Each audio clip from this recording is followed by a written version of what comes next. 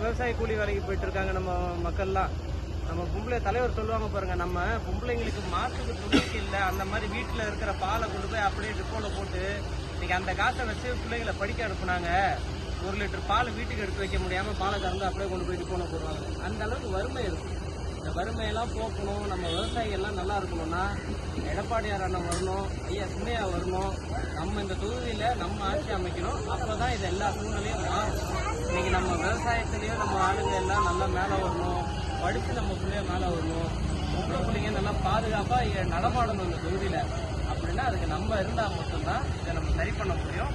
உங்களுக்கு எந்த நேரம் எந்த பிரச்சனையாக இருந்தாலும் தலைவர் வந்து எப்படி இன்னைக்கு நம்ம கிராமத்துக்கு நின்னாங்களோ அது மாதிரி நானும் நிற்பேன், அண்ணனும் நிற்பாங்க, இங்கே இருக்கிற எல்லாரும் உறுதுணையாக இருப்பாங்க.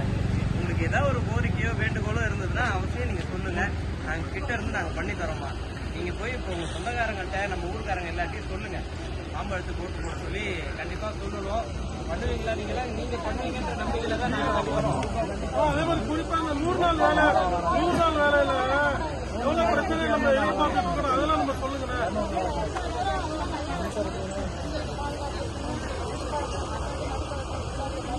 ஏன்னா பிரச்சாரம் பண்றாரு.